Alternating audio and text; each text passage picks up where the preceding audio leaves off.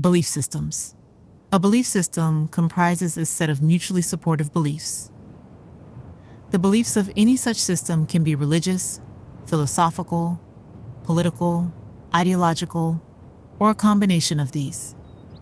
Glover's view. The British philosopher Jonathan Glover, following Meadows' 2008, says that beliefs are always part of a belief system, and that tenanted belief systems are difficult for the tenants to completely revise or reject.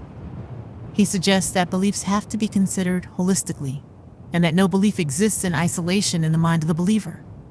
Each belief always implicates and relates to other beliefs. Glover provides the example of a patient with an illness who returns to a doctor, but the doctor says that the prescribed medicine is not working.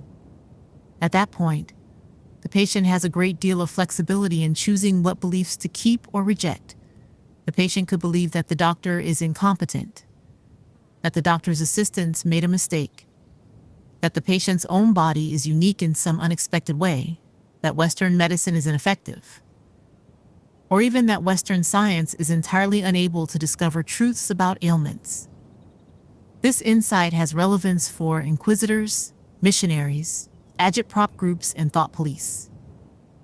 The British philosopher Stephen Law has described some belief systems, including belief in homeopathy, psychic powers, and alien abduction, as claptrap, and says that such belief systems can draw people in and hold them captive so they become willing slaves of claptrap. If you get sucked in, it can be extremely difficult to think your way clear again. Religion. Religion is a personal set or institutionalized system of religious attitudes, beliefs, and practices. The service or worship of God or the supernatural. Religious belief is distinct from religious practice and from religious behaviors, with some believers not practicing religion and some practitioners not believing religion. Belief is no less of a theoretical term than is religion. Religious beliefs often relate to the existence, characteristics, and worship of a deity or deities, to the idea of divine intervention in the universe and in human life, or to the deontological explanations for the values and practices centered on the teachings of a spiritual leader or community. In contrast to other belief systems, religious beliefs are usually codified. Forms. A popular view holds that different religions each have identifiable and exclusive sets of beliefs or creeds, but surveys of religious belief have often found that the official doctrine and descriptions of the beliefs offered by religious authorities do not always agree with the privately held beliefs of those who identify as members of a particular religion. For a broad classification of the kinds of religious belief, see below. Fundamentalism. First self-applied as a term to the conservative doctrine outlined by anti-modernist Protestants in the United States. Fundamentalism in religious terms denotes strict adherence to an interpretation of scriptures that are generally associated with theologically conservative positions or traditional understandings of the text, and are distrustful of innovative readings, new revelation, or alternative interpretations. Religious fundamentalism has been identified in the media as being associated with fanatical or zealous political movements around the world that have used a strict adherence to a particular religious doctrine as a means to establish political identity and to enforce societal norms. Orthodoxy. First used in the context of early Christianity, the term orthodoxy relates to religious belief that closely follows the edicts, apologies, and hermeneutics of a prevailing religious authority. In the case of early Christianity, this authority was the communion of bishops and is often referred to by the term magisterium. The term Orthodox was applied almost as an epithet to a group of Jewish believers who held to pre-Enlightenment understanding of Judaism, now known as Orthodox Judaism. The Eastern Orthodox Church of Christianity and the Catholic Church each consider themselves to be the true heir to early Christian belief and practice. The antonym of orthodox is heterodox, and those adhering to orthodoxy often accuse the heterodox of apostasy, schism, or heresy.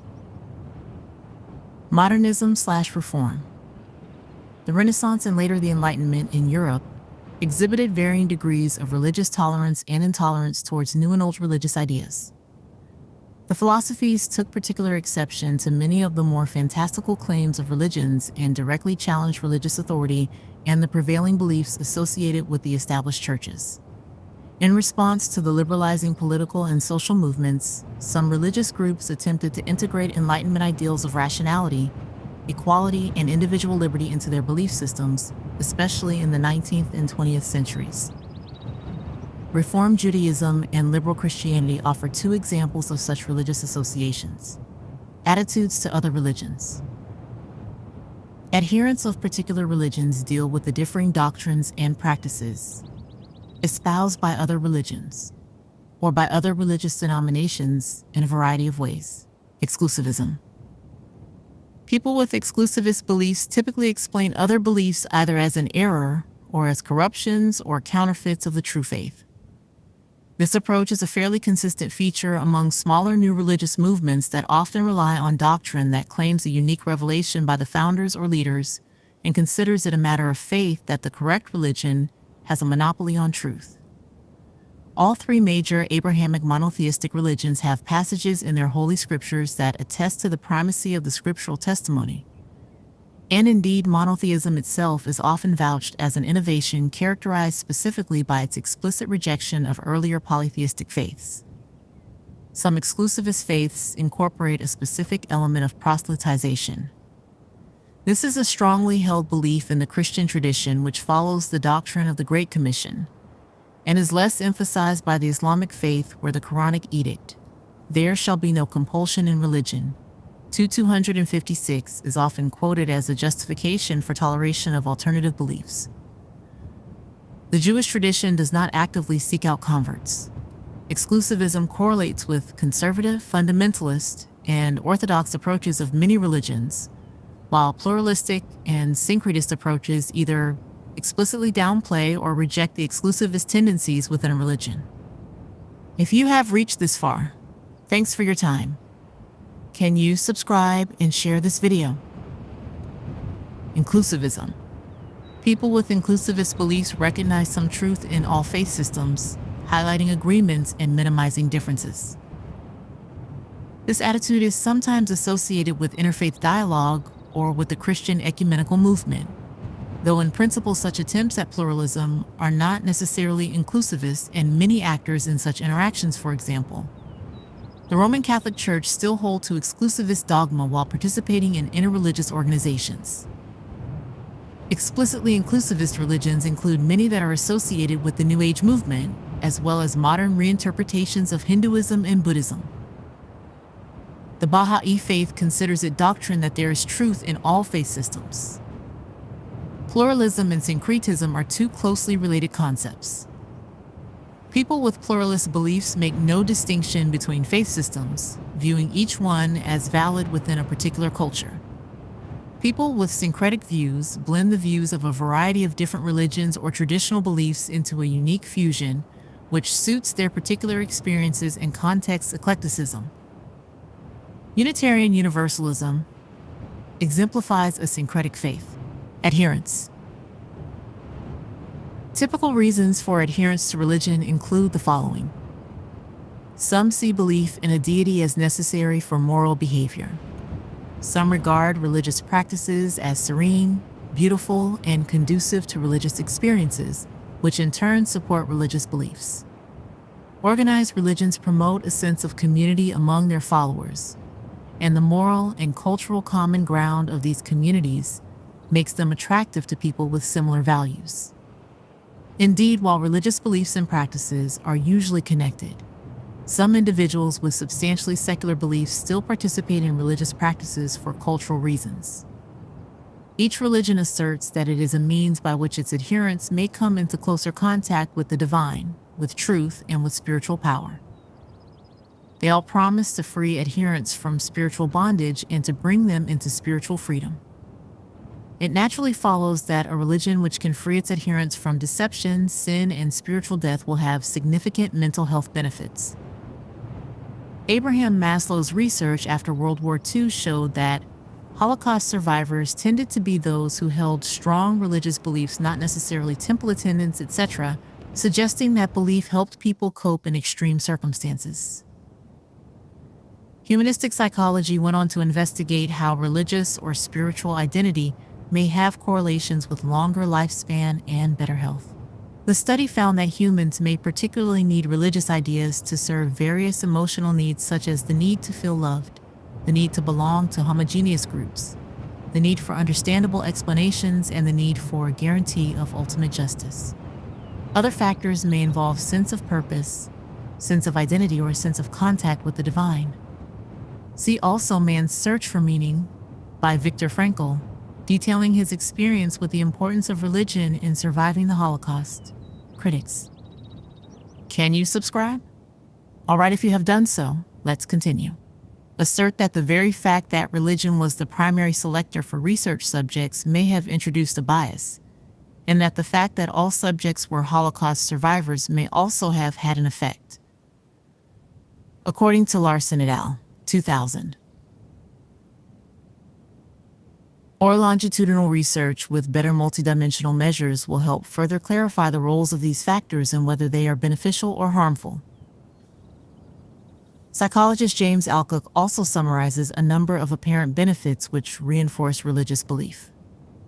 These include prayer appearing to account for successful resolution of problems, a bulwark against existential anxiety and fear of annihilation, an increased sense of control, companionship with one's deity, a source of self-significance, and group identity.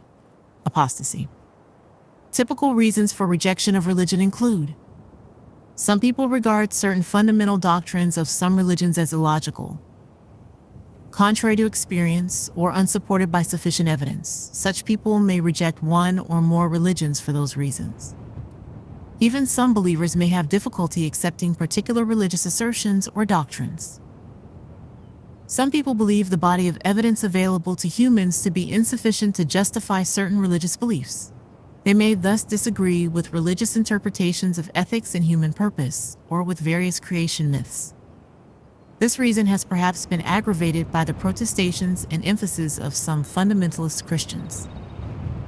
Some religions include beliefs that certain groups of people are inferior or sinful and deserve contempt, persecution, or even death, and that non-believers will be punished for their unbelief in an afterlife. Adherents to a religion may feel antipathy to unbelievers. Numerous examples exist of people of one religion or sect using religion as an excuse to slaw people with different religious beliefs.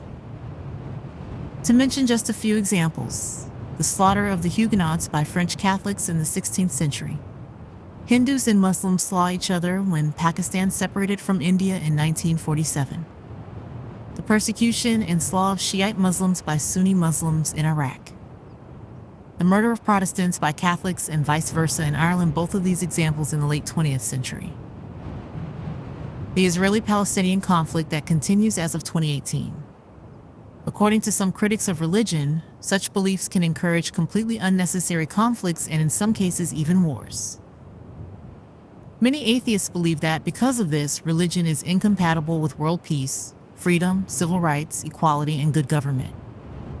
On the other hand, most religions perceive atheism as a threat and will vigorously and even vilely defend themselves against religious sterilization, making the attempt to remove public religious practices a source of cash out. Some people may be unable to accept the values that a specific religion promotes and will therefore not join that religion. They may also be unable to accept the proposition that those who do not believe will go to hell or be damned, especially if said non-believers are close to the person.